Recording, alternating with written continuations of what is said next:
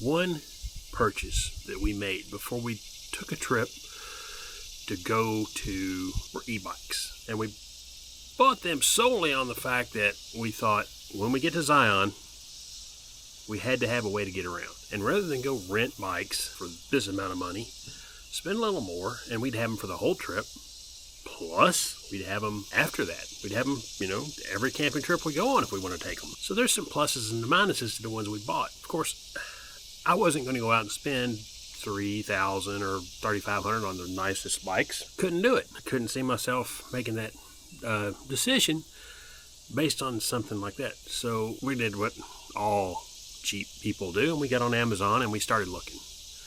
Well, I did have a few criteria I wanted to meet. I wanted to have enough power to push my fat ass around.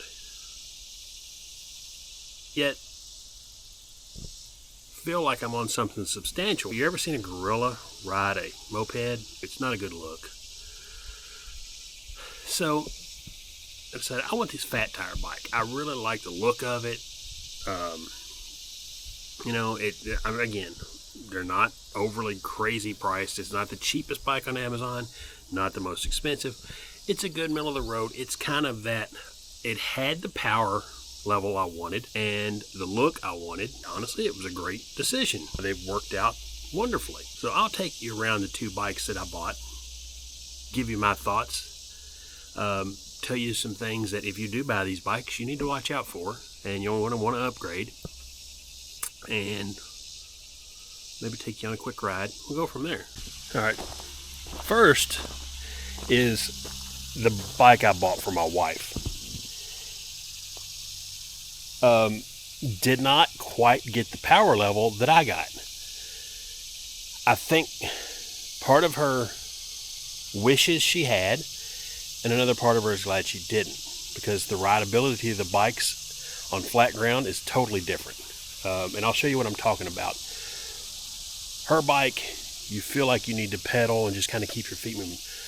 My bike, in a slow speed, if I push the pedal, it almost takes out from underneath of me. And it will fly. But this is hers.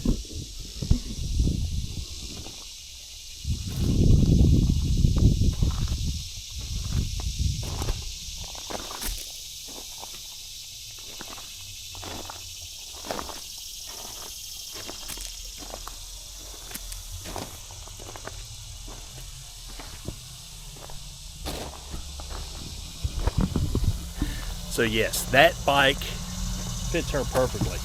Couple upgrades. One, we upgraded to hydraulic brakes.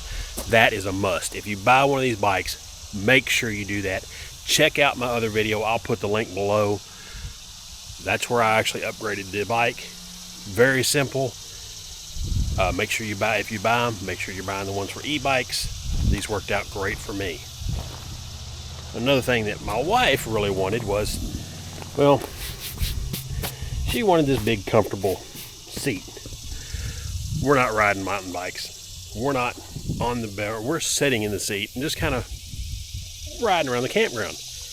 I may order one for myself because I'll tell you, it is definitely nice to sit down into this thing. A couple features, of course, does have the headlight up front. They work pretty well. Shocks, open or closed. You can actually make it a stiff front end or a suspension front end. Works pretty well. These things are not high-end bikes by any means, so don't think that I'm trying to tell you that. But they are, for the majority of people who just get one and ride around the campground, these are great. It takes an overnight charge, and these things will go for weeks on a charge. If we're in a campground and we are really riding it a lot, it might go from the 5 bars down to 4. I've dropped mine to 3, I think, if I was really riding it a lot. Plug it in that afternoon, it's ready to go in the morning. Everything's good to go.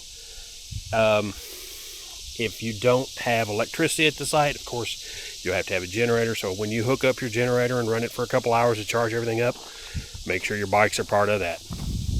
Otherwise, it's a low enough amperage that you should be able to use a pretty straightforward inverter hooked to your batteries, and they can kind of make that happen. Very similar bikes. The big differences are, mine is actually a smaller frame bike, a little lighter weight, but more power in the motor. So again, kind of enjoy some things about it.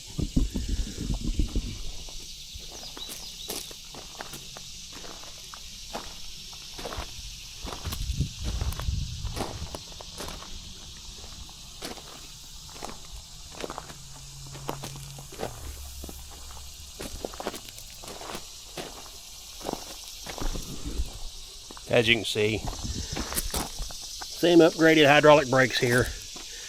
Of course, I've got my GoPro mount there. The battery on mine is right here in the center. Hers is under the seat back here, so it actually gives it a longer wheelbase. So it's actually a longer wheelbase bike, but it doesn't have quite the power. And when you really get on some big hills, that's when she notices. She'll sometimes have to get off and push up the hill, where I generally, now it's enough help that I don't have problems, but I might have to shift into first gear and really kind of push it a little bit. But it works. These things have like, how many speeds? I don't know. I'd have to look. To be honest with you, we're in a campground. Generally, it never comes out of second, third gear. There's just no reason to, you know. Like I said, it already feels like it's taking off from underneath of you. Possibly even put it in the number 1 boost and put it in third gear, and you can actually feel a little more. So you start to, you'll kind of see what I'm talking about when we ride these. If you are in first gear on my bike and I start to pedal, the motor kicks in and actually pulls the bike beyond the pedal. If I go to second gear, it does it a little bit, not as much. I go into third gear with a assist set at 1. It keeps just a little resistance, but it's going to go 13-14 miles a gallon to 13-14 miles an hour. Trying to keep that from happening, you know, because again, we're in campgrounds, and flying around the campgrounds, it's just not right. It's just not a good neighborly thing to do. Neighborly. What you do really need to understand, if you buy these bikes, things are awesome. I cannot stress enough how great, how absolutely they have helped us out. Man, I mean, we can get on these, ride 3 or 4 miles without any problem. Say if we're camping and we want to go to the lodge where we're camping at, no problem. Get on their bikes, ride up to the lodge. They're fast enough that when you get on the road, they move. I mean, I think this one's got a top speed of around 30 miles an hour, which is a little scary on this bike, but you know, it is what it is. The one thing that I am going to upgrade, and I've already bought, but I'm going to have to buy new grips for, is this has a twist throttle. This has a twist throttle here. I'm going to go to a thumb wheel, and I've already bought that switch. I'll put that in a video coming up. But I'm going to have to buy new grips, because this grip is short. So I'll have a full grip, and my thumb wheel will actually be here. Down here.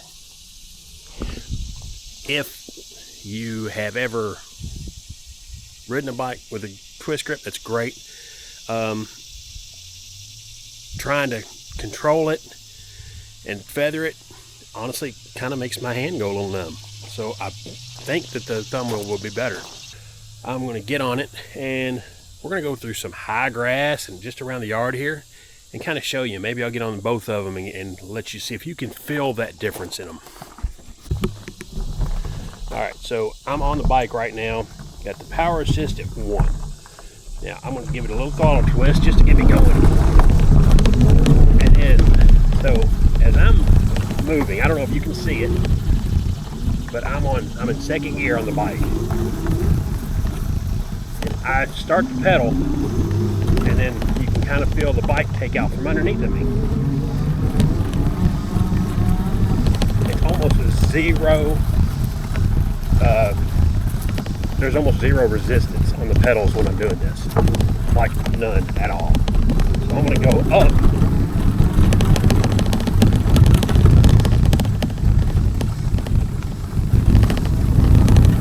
Let's go for look at the long grass out here.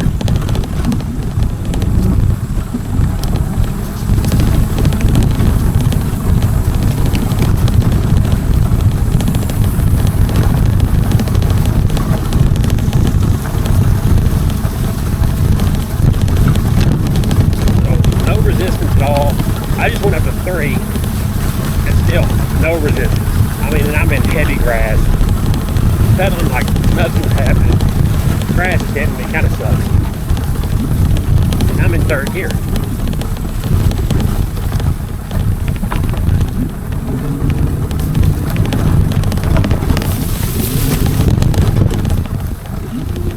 Yeah, so, okay, so I'm in 3rd. As I'm starting in 3rd gear,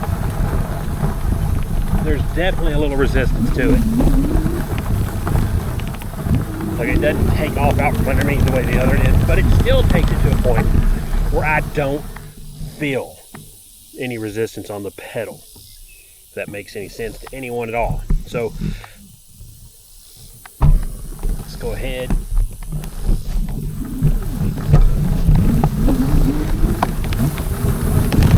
Head back.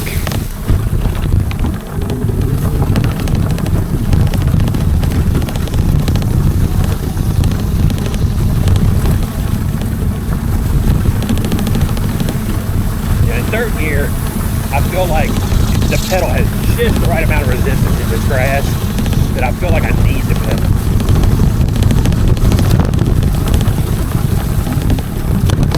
Going in you kind of get lazy in the lower gears because it feels like the bike's taking off under you. You don't need the pedal, so you don't pedal.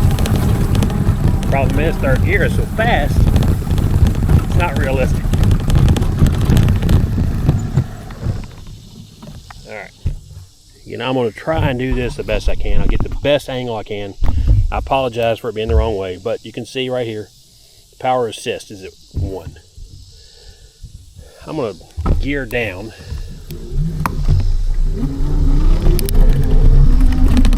Alright, so I'm on 1st gear right now. Not pedaling, 9 mile an hour. I took 2 pedals, and you can see it takes off out from under. It goes 6, 7, 8, 9. This thing wants to go 9 mile an hour. If I'm trying to ride it at 5, it doesn't want to. I can't sit and constantly pedal. I have to pedal, let off, pedal, let off. Otherwise, it's going to go to 9 or 10 mile an hour. No, right now I'm just coasting. Pedal right now in 1st gear, and again, I feel nothing. 12 mile an hour, 13 mile an hour. So if I keep on it, it's going to go 20 to 13 mile an hour.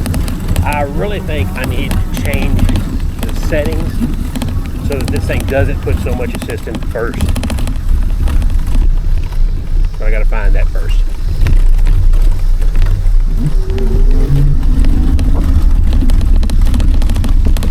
Alright. Not sure you'll be able to see the difference.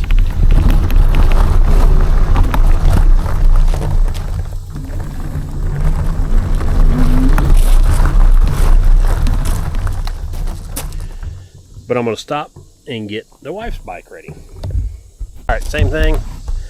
Fire this up. Oh, turn on the switch underneath the seat. Fire it up.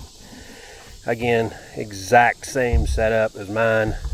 1, 2, 3, 4, 5. That's as far as it goes. See, it's only got 50 miles on this bike.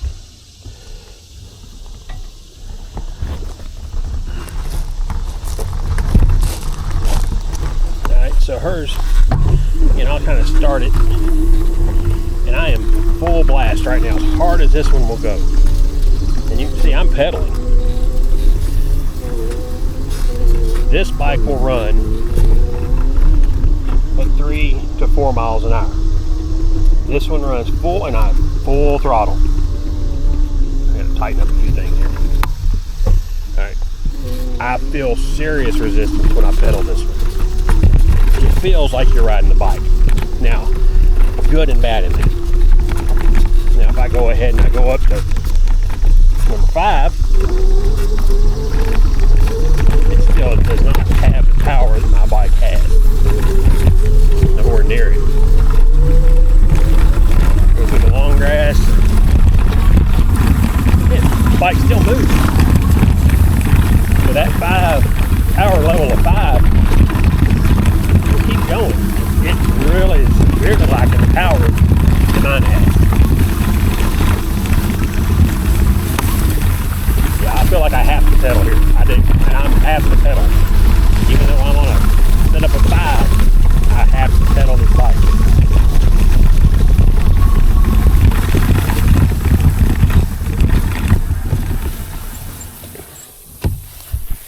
Alright. Yeah, so definitely a difference in these two bikes. I don't know how much you can tell on screen, but I'm in gear number 2 right here. And it is definitely pushing me to make it pedal. I have to put some effort into pedaling. I understand why she's so slow now. Right now, I'm going to turn this the other direction and see if you guys can tell the difference in my bike and hers. Again, the speed of hers is just completely a different bike. And I'm going to push this thing down to 1. And again, give it a little, not full throttle. And I'm pedaling in 2nd gear. I'm going to go to 1st.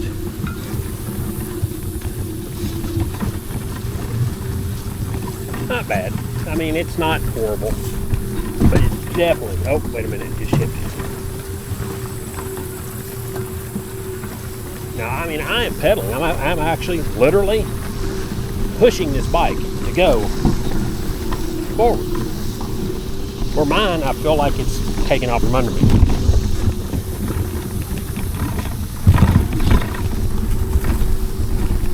Yeah, you can. Yeah, there's definitely something missing on this bike. Let's give it. So I'm full throttle, and as fast as this one goes, it's like this 3 to 4 mile an hour, and it's struggling up this hill. Yeah, it's just barely able to keep going. So I'm full throttle on this one. Hers doesn't have enough, and mine has too much. So I really hope you guys got something out of this. And again, the e-bikes are definitely a keeper. I will always have one camping from now on. And guys, if you like this, hit that notification bell, hit that subscribe, give me a like, and give me a comment. And let's decide where we're going to go camping next time. Thanks for watching.